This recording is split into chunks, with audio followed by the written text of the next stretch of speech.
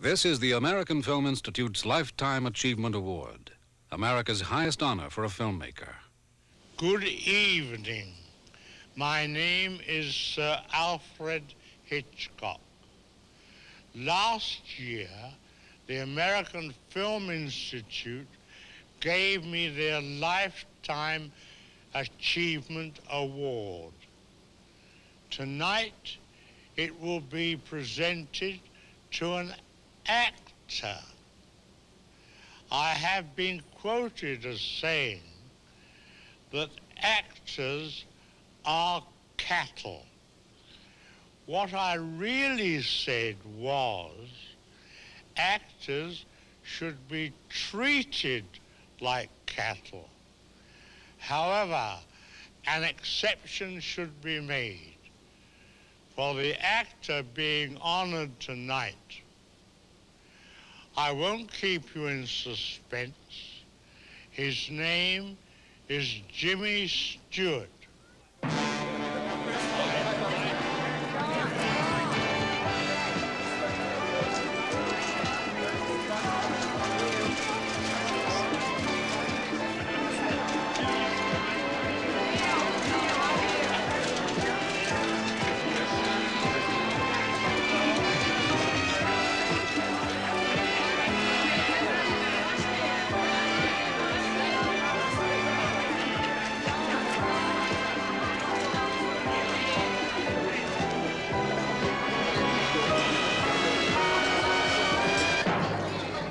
From Beverly Hills, California, the American Film Institute salute to James Stewart.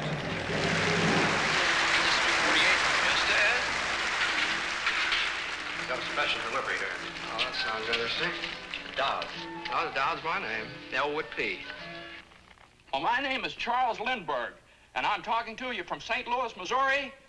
I want you all to meet my new deputy, Thomas Jefferson Destry. Howdy, folks. I'm sorry to bother you. I'm Shepard Henderson. I live just above. I know. What'd you say your name was? McNeil. What division? I'm McNeil of the Chicago Times. Aren't you Captain Glenn Miller? Yes, sir. I want to congratulate you on that band of yours. Thank you, sir. Now, look here, Marshal. Whatever your name is... Name's McCabe.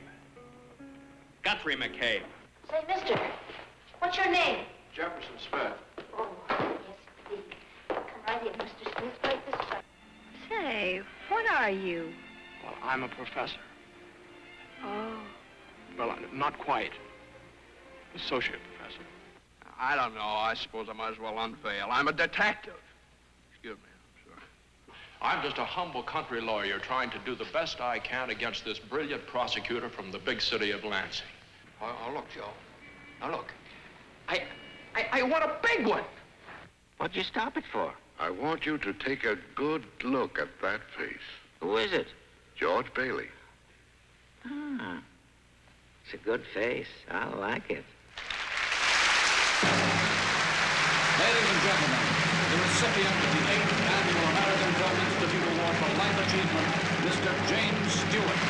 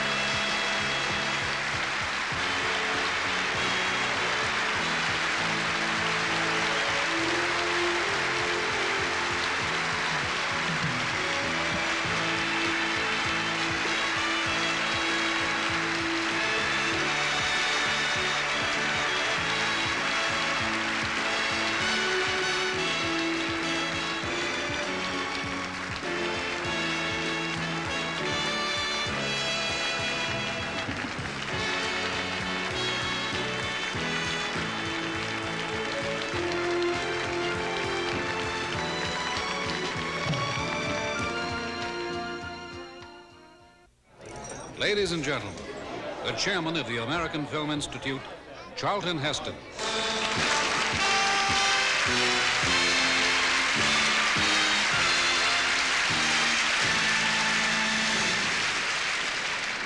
Thank you. Good evening and welcome. It's the job of the American Film Institute to preserve and advance the filmmaking arts in the United States. One of many ways we do this is by honoring distinguished filmmakers. Tonight marks the 8th time the trustees have voted recognition for an individual's lifetime achievement. Each year, we gather to honor sustained artistic achievement, to recognize those who, in the words of our charter, have in a fundamental way advanced the filmmaking arts and whose work has stood the test of time. I think we can all agree the performances of James Stewart have met that test.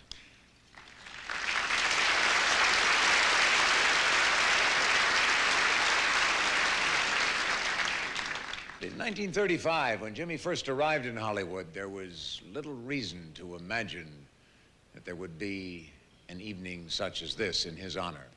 The casting director at MGM, Billy Grady, had seen Jimmy on the stage in New York. He brought him out here for a small role in a picture called The Murder Man, starring Spencer Tracy and Virginia Bruce. And Grady almost lost his job when the producer laid eyes on the 6'3", 130-pound Stewart. You see, the character Jimmy'd been hired to play in his screen debut was a reporter named Shorty. How's your book going? It isn't. What do you mean, Steve? I haven't even started it. What's more, I don't think I will. Well, Steve, you told me you were going. I know, I told you a lot of... I don't know, I don't seem to be able to get down to it. Besides, there are enough punk books in the world without mine. Okay, let's not talk about books, let's talk about you. What are your plans for your vacation? Oh, I'll probably stay down in the village and bother you occasionally. Well, you better bother me more than occasionally, or I will be bothered. What do you like to do? Well, I like to fish. All right, go fishing. What else? And I like to swim.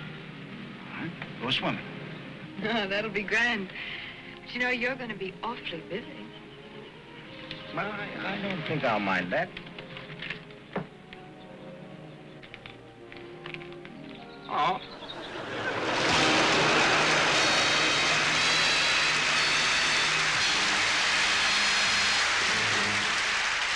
Now, as you will soon see, there were meteor roles waiting for Jimmy Stewart.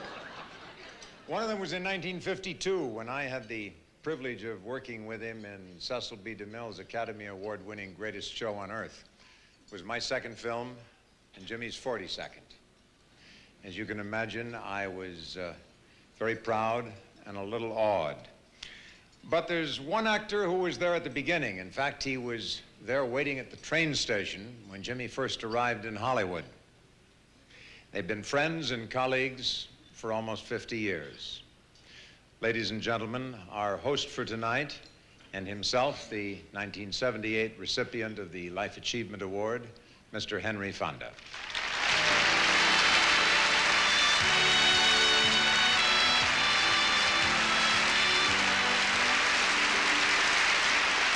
Seems like only yesterday. Jim, I'm glad it's you on the hot seat tonight. Gloria, hold his hand, tell him to relax and enjoy it.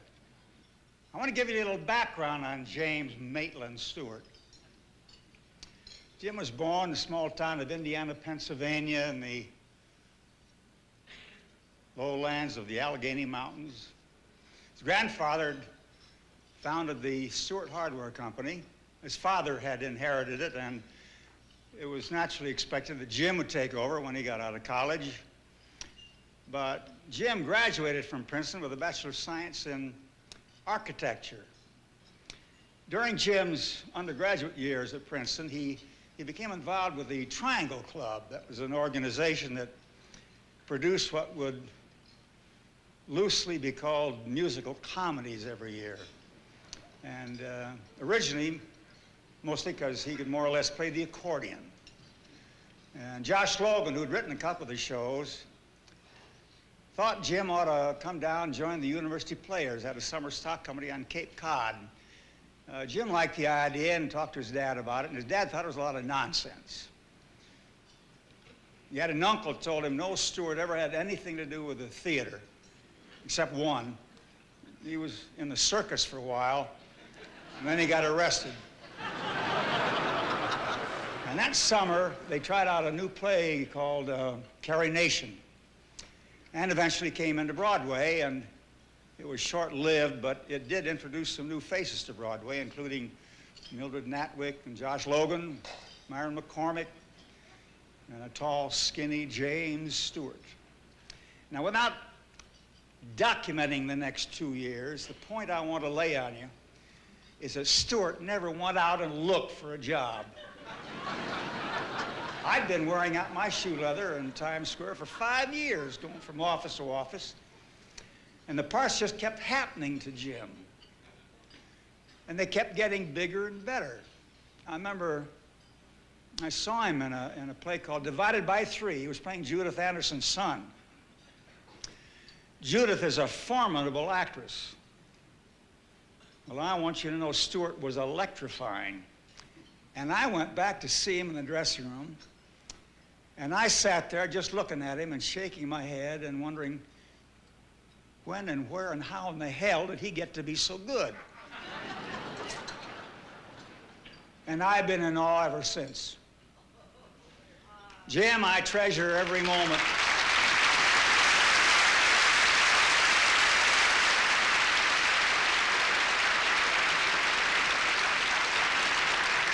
I treasure every moment of the years we've known each other.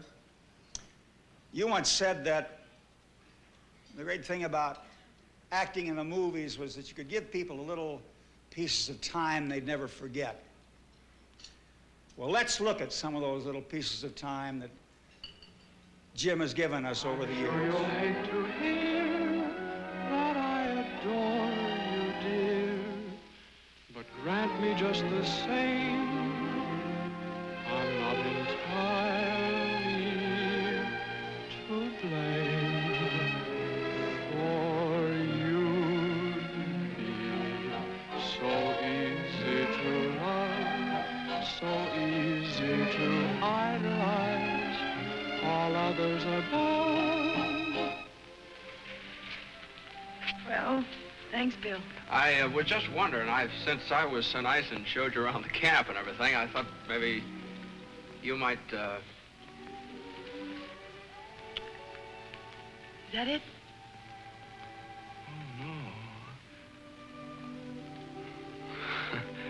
No, I was just going to ask you, I have the day off tomorrow, and I thought maybe you might show me the sights of the city. Bill, you put it so nice, it's kind of hard to refuse. What time? Well, how about 8:30? Oh, that's a little late for me. Oh, you see, we don't have breakfast here until 7:30. Oh. All right, Bill, 8:30. Oh, Cyril, I'm so glad you decided to come. I recognized him instantly, Mrs. Johnson. I'm doing an article for the New York Times on Madam Chambers' great work in the theater. So sweet of you. One of her actors is down with the flu. It's a small part, so I'm sure you can get up in it by tonight. It's a Southern lieutenant. Mr. Hemingway is Southern himself. Oh. Virginia, isn't it, Cyril? Alabama. Well, that's perfect. If you would care to just read for me for a few minutes. Madam, I'd be delighted to read for you all. Perfect. Perfect. Poor Mr. Isaacs could never quite master the Southern accent required by a gentleman from Mississippi. Alabama. Excuse me. Are you still in love with her? Or perhaps you consider that a very personal question. Not at all. Liz thinks you are. Liz thinks you are. But of course, women like to romanticize about things. Yes, they do, don't they? Yes, they do, don't they? I don't know. I can't understand how you can have been married to her and still know so little about her. Can't you? No, I can't, you. I have the hiccups.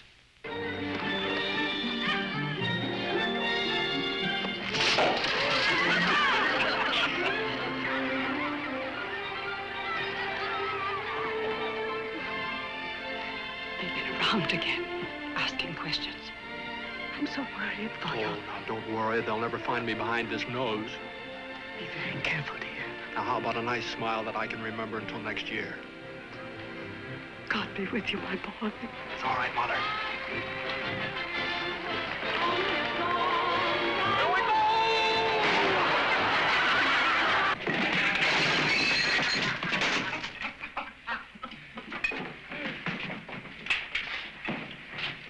That's my steak, Balance. You heard him, dude. Pick it up. No. Pilgrim, hold it. I'll get it, Liberty.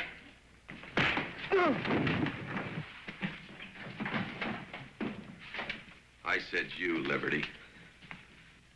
You pick it up. What's the matter?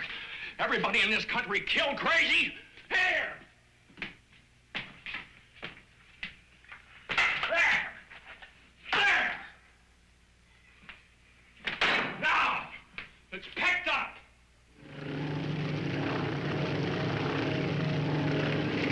That point to the north there. The shape's right. Those islands off to the right there. That fits.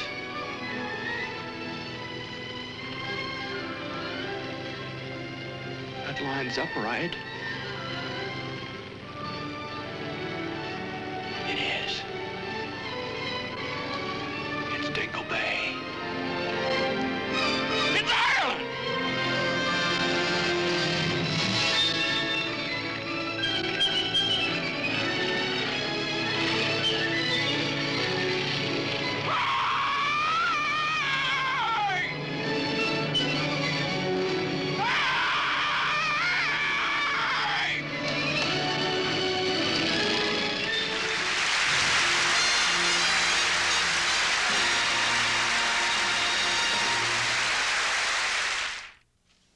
Jim's lovely co-star, Grace Kelly, in the Alfred Hitchcock film Rear Window, caused such a sensation that moviegoers and Jimmy couldn't wait to see them in another film together. But it was not to be, because the young actress was soon to star in a real-life fairy tale romance that surpassed even anything that Hollywood could imagine. She lived happily ever after, we're glad to say. And she's come all the way back here to Hollywood to be with Jim on his night. Her Serene Highness, Princess Grace of Monaco.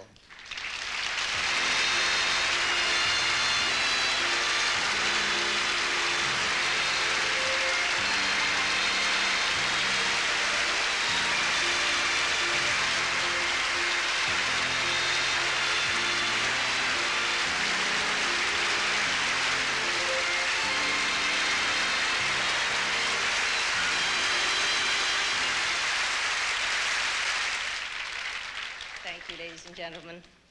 It's nice to be back. And I'm so pleased that I could come to share this evening with you, Jimmy. When I first came to Hollywood, there was already a guarantee of special quality in the phrase, a Jimmy Stewart picture. And I came to realize that working with him in Rear Window, and I was able to appreciate it firsthand. And it begins with Jimmy's dedication to his craft. In Rear Window, we had a little love scene that Hitchcock made us repeat over and over again to get it perfect. And you know, Jimmy never complained.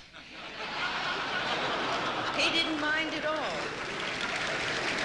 In Jimmy's personal favorite of all of his pictures, after Rear Window, of course, it's Frank Capra's It's a Wonderful Life.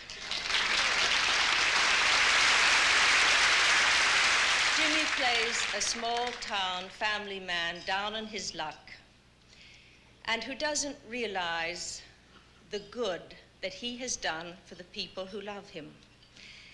And at one point, he is very low, and Mr. Capra sends him a guardian angel with a message of hope. And the message is One man's life touches so many others. And Jimmy, that is true for you. Your life and your work have touched so many. Yours is really a wonderful life.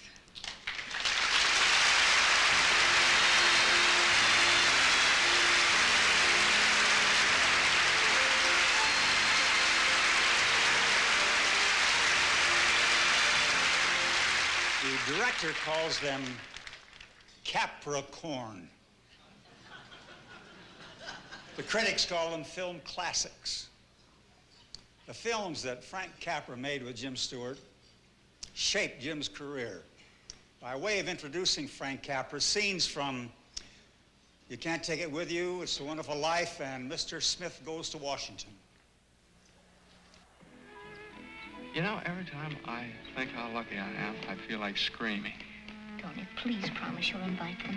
Oh, I feel a scream coming on right now. You know, we'll have to face it sooner Oh, or yeah, later. it's starting right down my toes. Sort of a tingling sensation. Now, look, we can And now invite it's them going both up stay around in my the... knees. My legs are traveling faster and Tony. faster and faster. You're not really going to It's in my scream. stomach right now. I'm afraid it's got me, Alice. Not with your Now mother it's going here, up Tony. and up and up and up. It's all No, over no, my Tony, body now. please don't. Here, No. it's right in my throat now. What I can do is fighting to get out. I can't hold it any longer. Here it goes.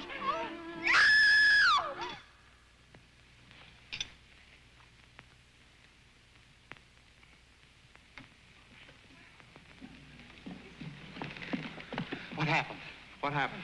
What happened? Well, a mouse went right past there. A mouse in this place? A mouse? What do you mean a mouse? It was a rat that long with hair on it. A rat with hair on Yeah, it? about 6 of them. Weren't there 6 or 7 of them? Where? Where? Where? Where? Where? Right under that table. Now, here's the point. Mary, you're in on this too. Now listen. Have you got any money? Money? Yeah. Well, a little. Well, now listen.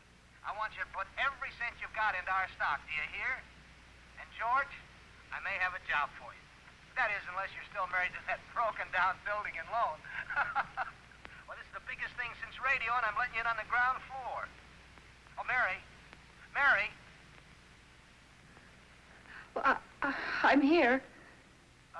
Will you tell that guy I'm giving him the chance of a lifetime? Do you hear? The chance of a lifetime.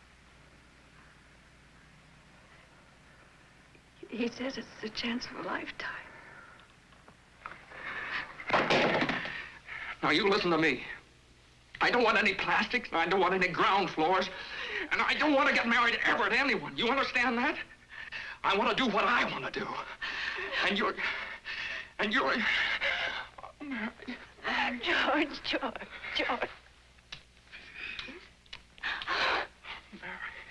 And that's why it seemed like a pretty good idea to me to get boys out of crowded cities and stuffy basements for a couple of months out of the year and build their bodies and minds for man-sized job, because those boys are going to be behind these desks some of these days. It seemed like a pretty good idea, getting boys from all over the country, boys of all nationalities and ways of living, getting them together. Let them find out what makes different people tick the way they do. Because I wouldn't give you 2 cents for all your fancy rules if behind them they didn't have a little bit of plain, ordinary, everyday kindness. And a little looking out for the other fella, too.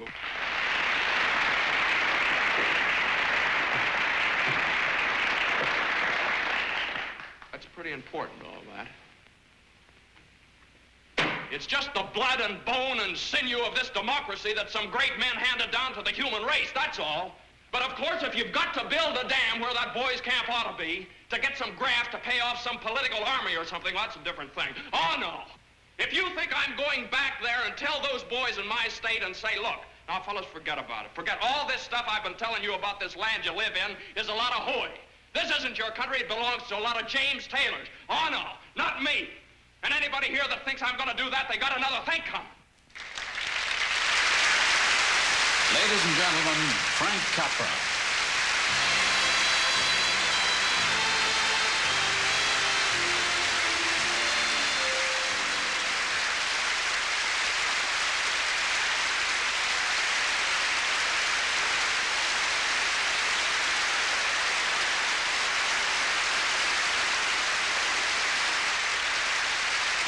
Thank you. you very much. A film faces the audience with a single, thin front line, the actors.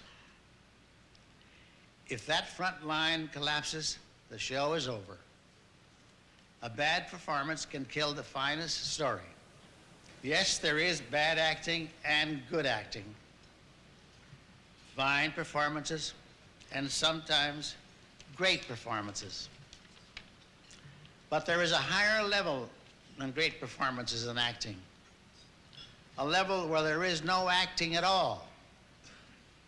The actor disappears, and there's only a real live person on the screen. A person audiences care about immediately. There are only a few actors, very few, capable of achieving this highest level of the actor's art. And that tall string bean sitting right over there, he's one of them. Thank you very much.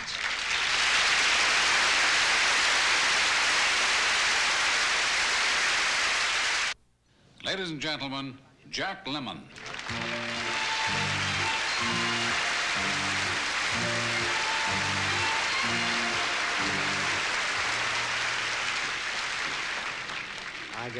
A number of years ago, which I wish to forget, I got fortunate enough to work with Jimmy Stewart. It was a very it was an unpleasant experience. It really was. Mainly because I didn't get to do any of the big scenes with him. Kim Novak got to do all of the big scenes. It was well booked in time.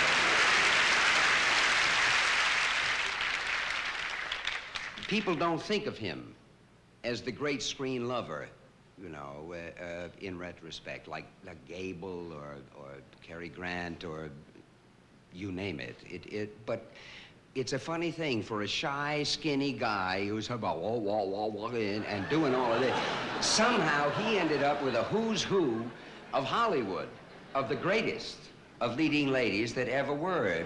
Jean Harlow, Margaret Sullivan, Lana Turner, Jean Arthur, Katharine Hepburn, Claudette Colbert. I mean, it goes on and on.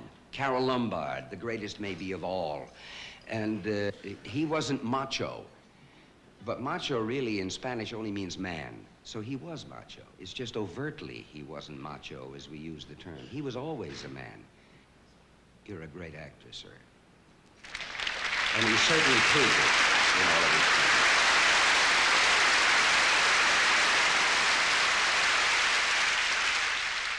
We're studying the lowest form of vegetable life, the protococcus. Now, I will take a drop of water and put it on the slide here. This water is from the gutter of a roof. It's been standing for some time. I didn't know you were this wonderful.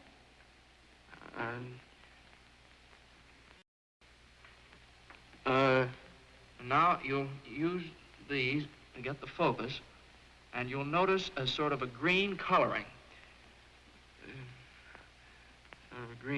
And that is a multitude of very small green bodies. See? So I want you to examine that, examine it very carefully, and if you run into difficulties, well, just ask me or one of the instructors. Well, hurry back, will you, dear? All right, darling. Here. Now, let's see. All right.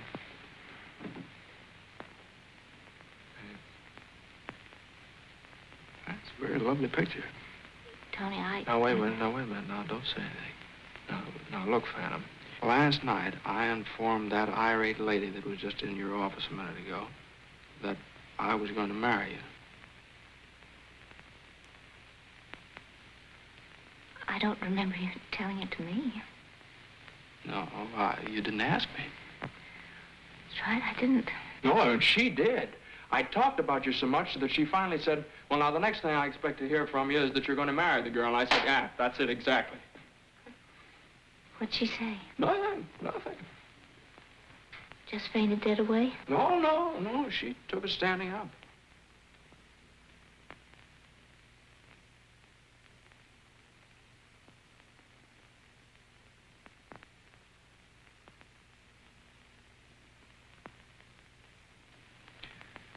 You know, if you scratch under the surface here, you'll find a proposal lying around.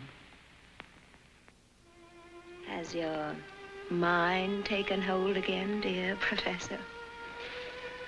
Well, good thing, don't you agree? No, Professor. All right, lay off that professor stuff now. Do you hear me? Yes, Professor. It's really all I am to you, is it? Of course, Professor. Are you sure? Why, yes. Yes, of course. Golly.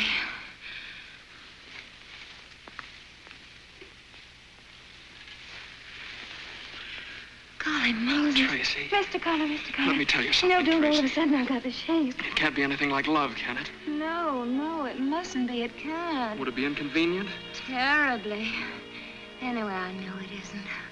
Oh, Mike, we're out of our minds. Right into our hearts. Oh, that music. Yeah, it does, doesn't it? Tracy, you're so As if my lovely. insteps were melting away.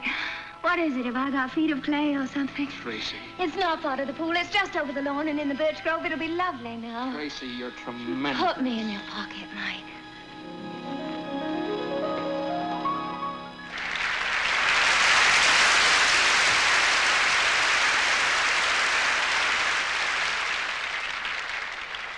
On January 1st, the American Film Institute welcomed a successor to our founding director, George Stevens, Jr.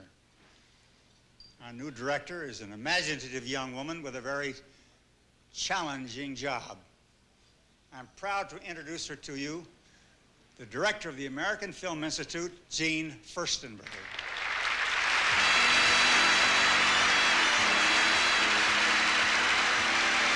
Thank you. And a challenging job it is, Mr. Fonda.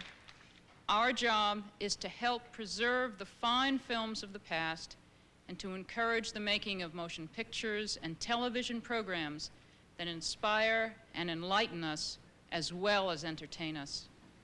What better example than Jimmy Stewart's pictures tonight? They convey the essence of the American spirit. I give you my pledge, Mr. Stewart, that the American Film Institute will work to preserve your pictures for all time.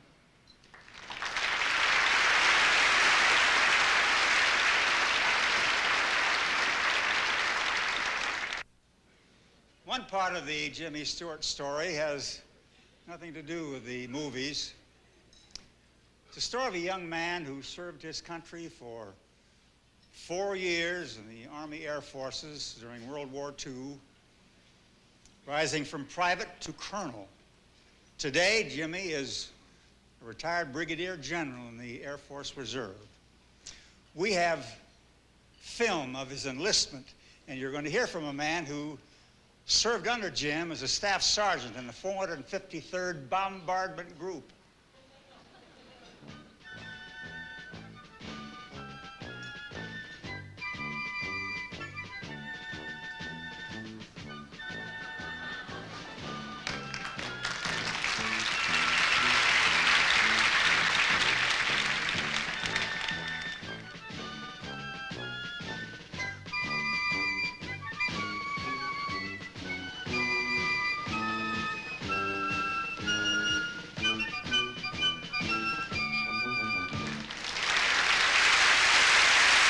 Ladies and gentlemen, former Staff Sergeant Walter Matthau.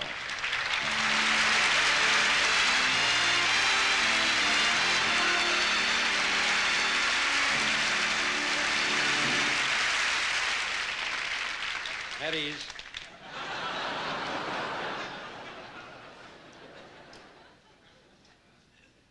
I'd like to extend my congratulations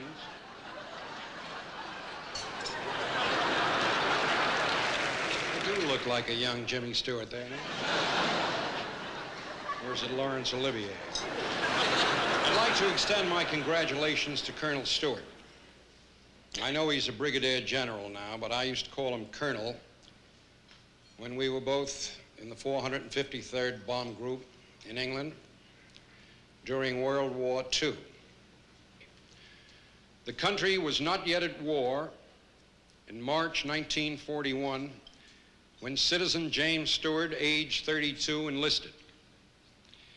He had to stuff himself with spaghetti for weeks so he'd weigh enough to pass the physical. he made it by exactly 1 ounce. He exchanged his lucrative MGM contract for the $21 a month pay of a regular soldier. Soon thereafter, he wrote his agent and close friend, Leland Hayward, enclosed, fine $2.10.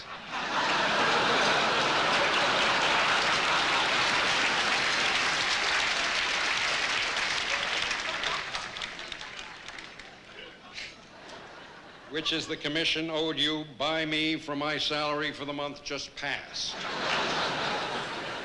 He won his officer's commission not by pulling strings in Washington, nor on the strength of his civilian prominence, but by the unspectacular method of meeting the official requirements.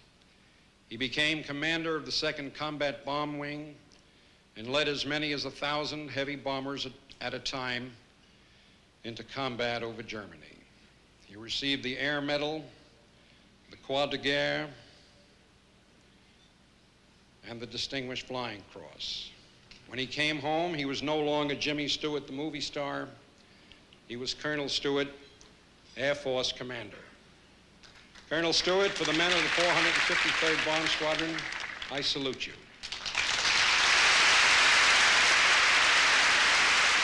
Ladies and gentlemen, Dustin Hoffman.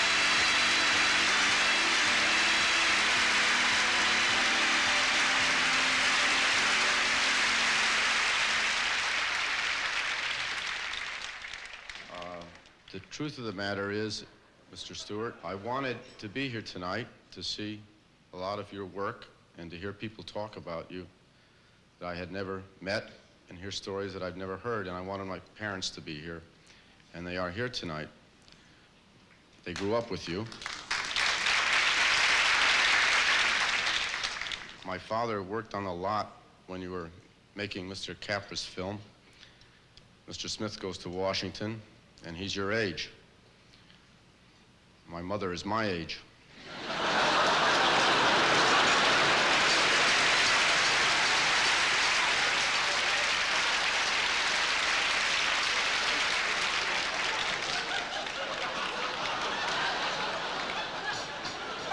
That's one of my problems. I saw It's a Wonderful Life 2 days ago for the first time. I think I may be the only one here to have seen it for the first time that recently. It's a great, great, great film and a great piece of work, and you could have shown it tonight and it would have been a tribute in itself. I congratulate you for a really first-rate piece of work, sir.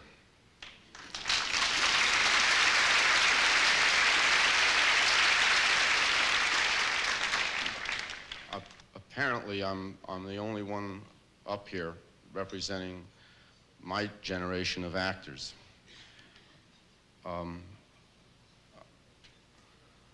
I don't think you're ever going to be duplicated, though mimicked, I'm sure, as you have in the past. There is an individuality in your talent, and there is some kind of meshing which you were able to do with a country which I was born into and raised, wherein your own acting talent and, if you will, your own persona transcended. And so when I saw you on the screen in that performance, you made me laugh, you made me cry, and you made me wish for a country which perhaps we haven't seen for a while.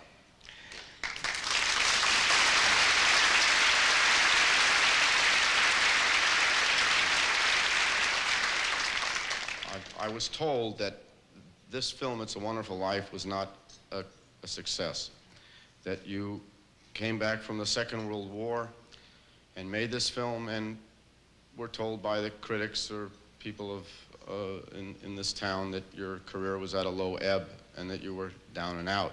You had made the comment that you weren't sure whether you were an unemployed actor or an unemployed flyer. We are going to see now some of work of yours that followed the Second World War, and I'm told that it was a tougher side of you. And maybe it was because of the war you had witnessed, coupled with the fact that you had done, I think, one of the great parts of your life, and it had not been appreciated at the time. Whatever it was, there was this other side of you which we are going to witness. Let me just say in closing that you made my parents very happy. You made me very happy. I'm making sure that you're going to make my children very happy. And if this world has any kind of Capra luck, you're going to make my children's children very happy. Thanks.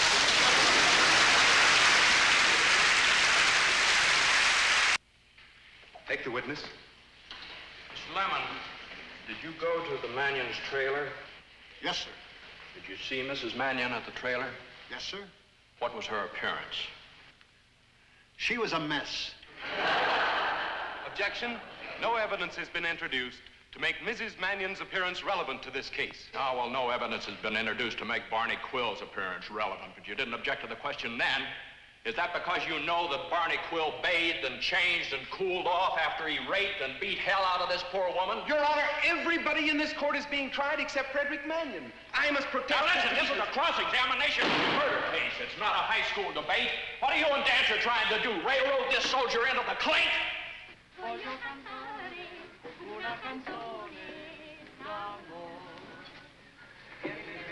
God.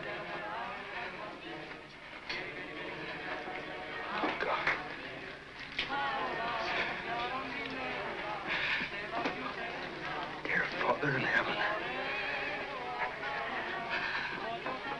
I'm not a praying man, but if you're up there and you can hear me, show me the way. I'm at the end of my rope. Show me the way. Oh, God. Somebody's been stealing water out of this tank. Stealing the water? Now, I don't even want to know who it is, but I'm telling you this. If it happens again and I see who's doing it, I'll kill him. It was me. In any case, I didn't steal it. I took it. You took it. The people here could die for lack of water, and you took it. Yes. Yes, because whilst you people have been sleeping or pursuing your own ridiculous little interests, I have been working. If you think being some kind of a boy wonder entitles you to other people's water, you've got another thinking. Why did you have to steal it?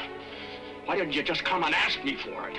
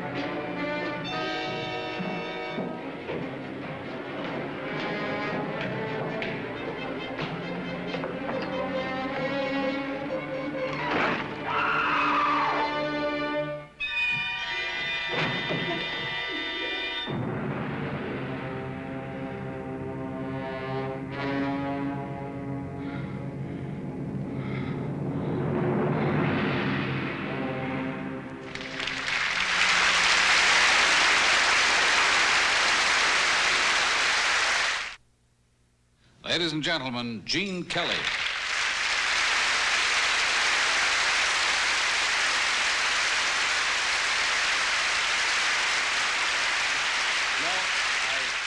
I'm not here tonight to do a dance.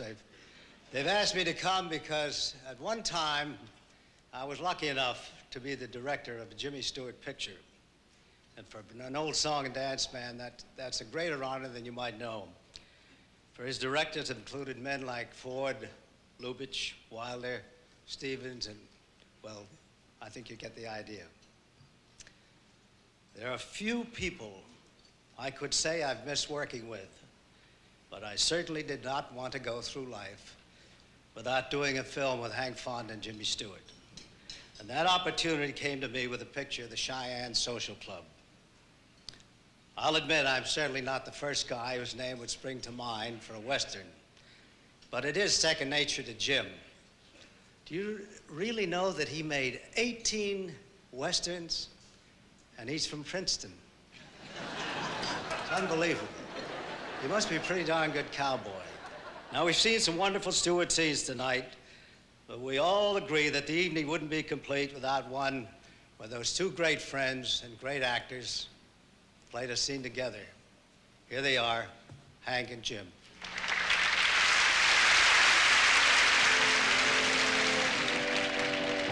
Harley! Did you tell them? I told them. Well, what'd they say? They're not talking to me. Too blunt, John. Bluntness is a flaw in a man's character. If a man wants to get somewhere, he's got to be what they call diplomatic. I mean, if a man wants to reach one of them shady way stations along the tortuous, spine-busting road of life, he can't be blunt with folks. Yeah, you're nickel-plated, but you can be rough around folks in an Indian haircut. I'm not saying you're bort for the hollow horn, but sometimes you leave folks with a taste of gone bad pooch, you know what I mean? I mean, some of the words I heard you put on folks, I'm surprised you ain't been brought up to a stiff rope and a short drop. Oh, is there anything else? Well, yeah, John, there is one other thing. I was wondering if you could see your way clear to loaning me some money. You don't have to if you don't want to, but I thought since you got so much, you might see your way clear to... First you deliver the sermon and then you pass the collection John, plate. I didn't go for you to take it like that. How much money do you want, Harley? $15 or $20 ought to do me. And what do you need it for? Things? What kind of things? Just things, you know, like a drink of whiskey if I wanted, or a new shirt or something. You already have 2 shirts. You don't wear but one of them at a time unless it's winter. There you go, thinking like a Republican again.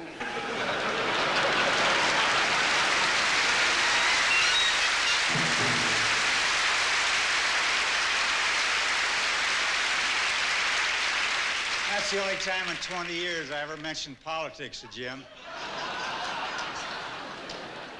Jim's worked with many fine actors, writers, and directors over the years, and a host of them are here tonight. Any mother'd be proud to have a son like Jimmy Stewart. And this delightful lady has played his mother in no fewer than 5 times in Of Human Hearts, Vivacious Lady, Mr. Smith Goes to Washington, It's a Wonderful Life, and on TV in the Jimmy Stewart Show. One of Hollywood's most beloved actresses, Miss Beulah Bondi.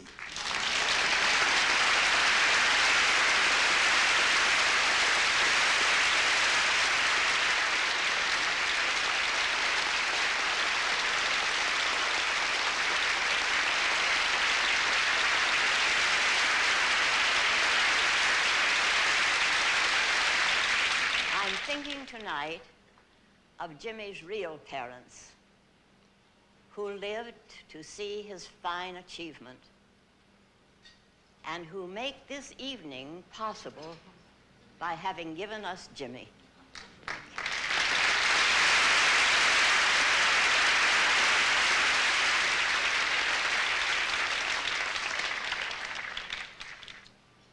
There is a fine producer who has directed and produced many Hollywood classics and who cast Jim as the G-Man in the FBI story, Mervyn LeRoy.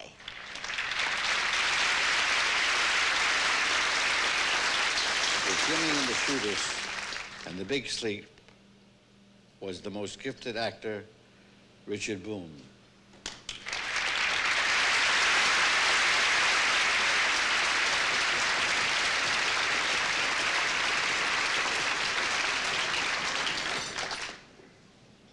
Five of Jimmy's pictures: Shenandoah, Flight of the Phoenix, Bandolero, Fool's Parade, and Airport, 1977. all have one thing in common. Academy Award-winning actor, George Kennedy.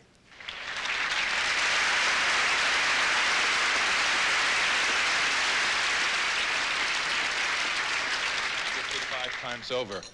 An actress who helped Jimmy win his Academy Award for the Philadelphia Story as a reporter was his photographer sidekick, Miss Ruth Hussey.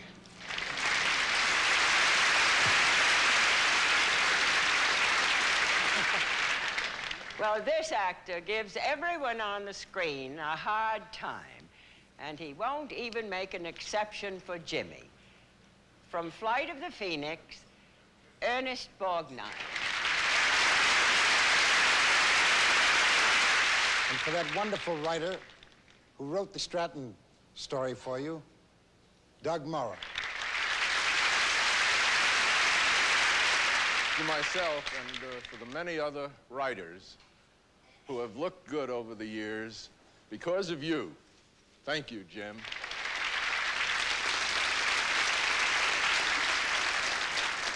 And now that splendid actor who appeared with Jimmy in Cheyenne Autumn and How the West Was Won, Carl Malden.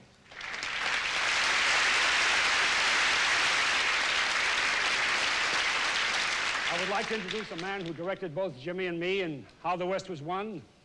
He also directed Jimmy in North Side 777, Henry Hathaway.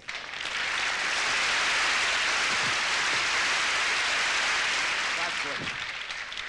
And I say, no, that's wrong because God has already blessed you. And now I'd like to introduce one of Jimmy's oldest friends from the cast of A Miracle Can Happen, Fred McMurray.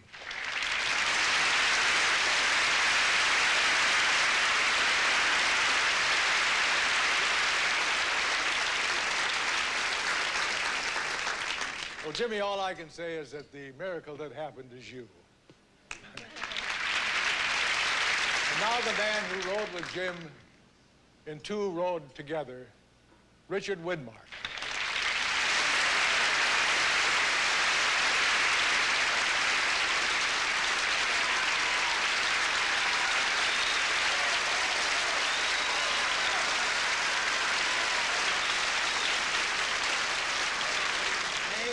Hey, Jim, I think it's time to saddle up again. Let's make another one.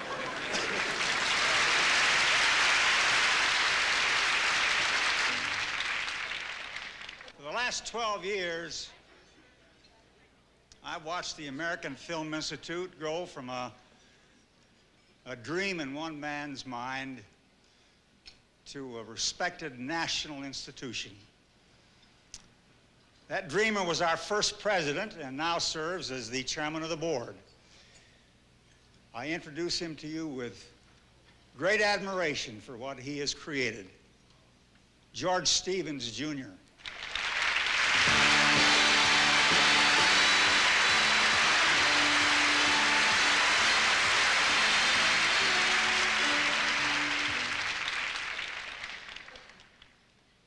James Stewart has his very own actor's creed. I never consider the audience as customers, he says. I consider them partners. Well, Mr. Stewart, I am here with this as a representative of millions and millions of your grateful partners. Now, I know you have your critics. There are those who say that Jimmy Stewart will never be a great star until his voice stops changing. Since 1935, he has sustained a career, making us believe he was a professor, a soldier, a reporter, a lawyer, a band leader, a sheriff, an aviator, a senator, a lover, a tippler, a family man, always an American, vulnerable but brave, idealistic but stubborn, awkward yet graceful.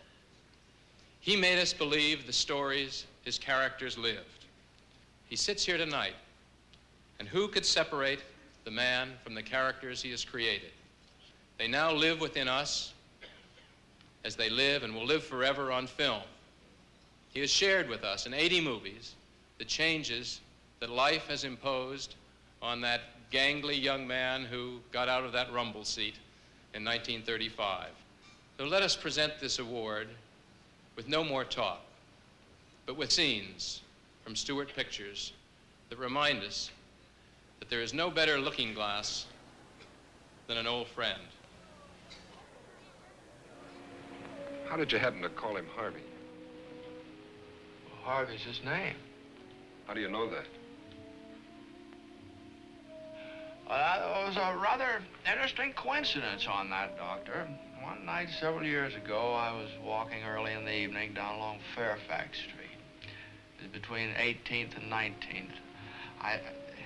You know the block? Yes, yes. I just put Ed Hickey into a taxi. Ed had been mixing his rye with his gin, and I just felt that he needed conveying. Well, anyway, I was walking down along the street, and I heard this voice saying, "Good evening, Mr. Dowd." Well, I turned around, and here was this big 6-foot rabbit leaning up against a lamppost. I thought nothing of that, because when you've lived in a town as long as I've lived in this one, you get used to the fact that everybody knows your name. And naturally, I went over to chat with him. And he said to me, he said, "Ed Hickey was a little spiffed this evening, or could I be mistaken?" Well, of course, he was not mistaken. I think the world and all of Ed, but he was spiffed. Well, we talked like that for a while. And then I said to him, I said, "You have the advantage on me. You know my name, and I don't know yours." And right back at me, he said, "What name do you like?" Well, I didn't even have to think twice about that.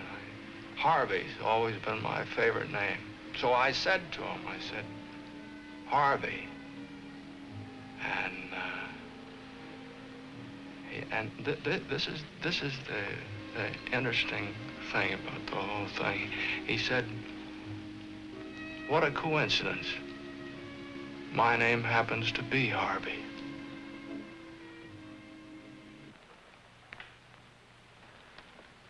I guess this is just another lost cause, Mr. Payne.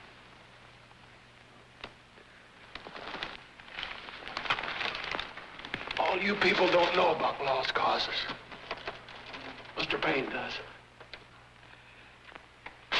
He said once they were the only causes worth fighting for. And he fought for them once.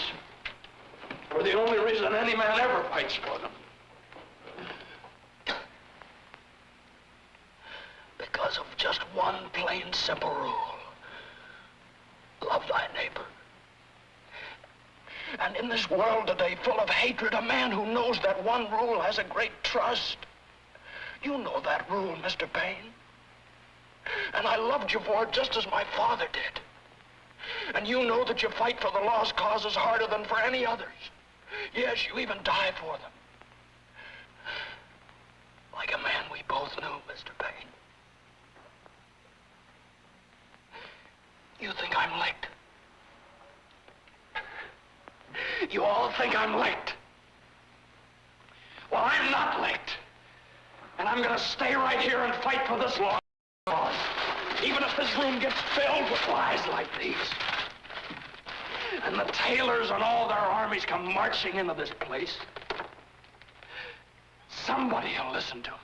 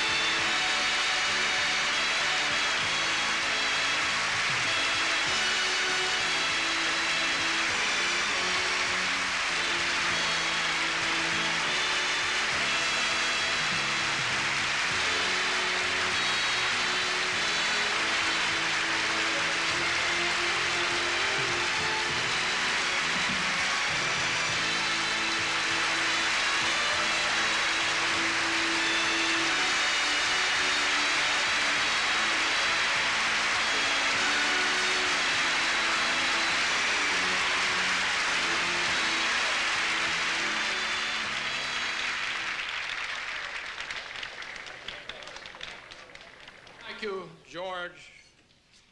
And thank you all for sharing such a wonderful evening, which is about to go downhill as I fumble around for the right words to express my appreciation for this award, which I'll cherish for the rest of my life. I know it's late, and I promised myself to talk fast so not to keep you up any later than is necessary. The problem is, I don't know how to talk fast.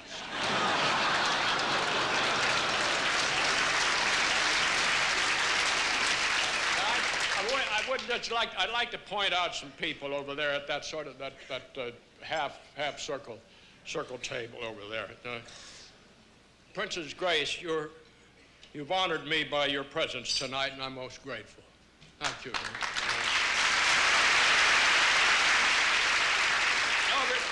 Over at the end, there's my daughter Judy, our daughter Judy.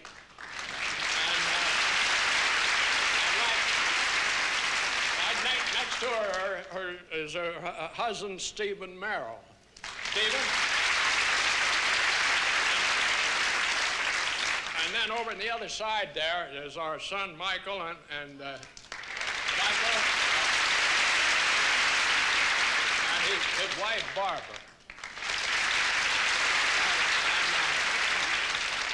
Kelly, Judy's twin sister, and her husband, Sandy Harcourt, they couldn't make it tonight because they're very busy in Cambridge over in England.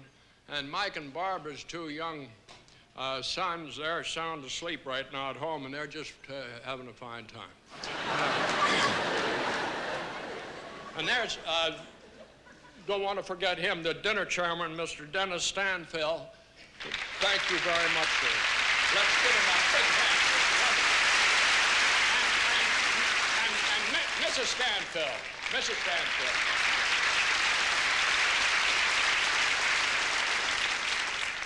And there's Hank Fonda's Shirley. Shirley, that's it. And Frank and Lou Capra.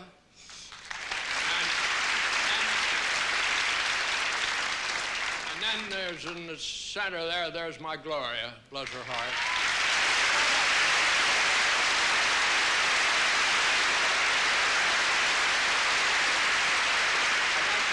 Frank Westmore.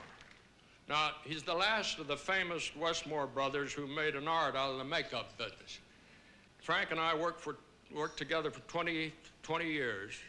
Frank's still going strong, still carrying on the Westmore tradition. Thank you, Frank. And I want to mention Ted Mapes. Ted Mapes is a member of the Hollywood Stuntmen Hall of Fame. Ted was my double, my stand-in, my advisor, my critic, my friend. Thank you, Ted. You know, it's wonderful to look around this room and see so many people that I know and love and respect. And pretty nice to know that you all support the American Film Institute, too, as I do. I think that's pretty nice. I just can't tell you how honored I am to be up here, standing right where such really gifted and talented people have stood before me. Henry Fonda. I know we've been friends for almost half a century. I value that friendship very highly. My admiration and respect for Hank is just unbounded. And if ever there was an actor, present company included, Henry Fonda is the very definition of the word. I guess you could say that up until tonight, the AFI has honored brilliance and daring and abundance of talent and attainment of the highest ideals of the motion picture community. And all of that brings us down to where we are now.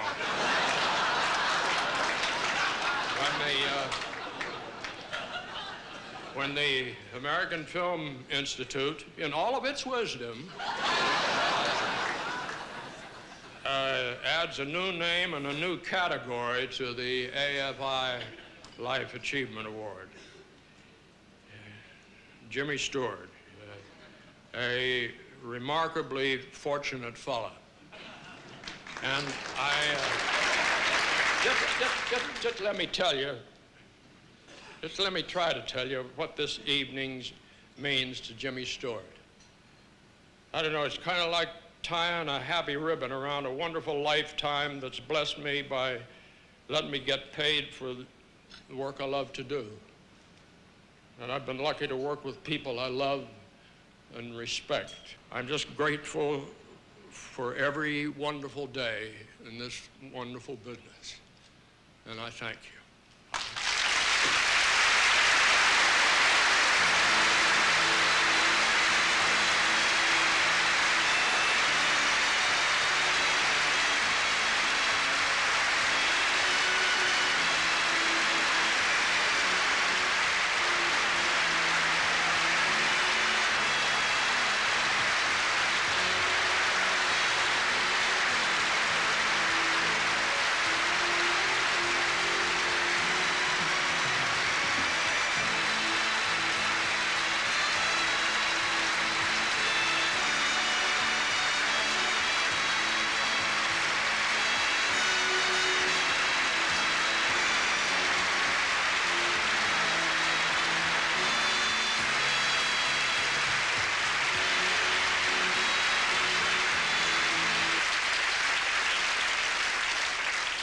How do you top an act like that?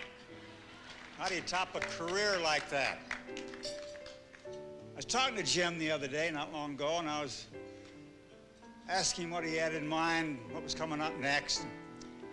He said, well, I thought I might like to,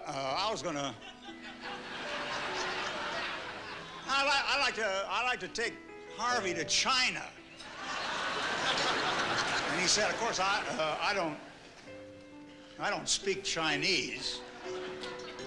But then he said, oh, of course, I don't speak English very good.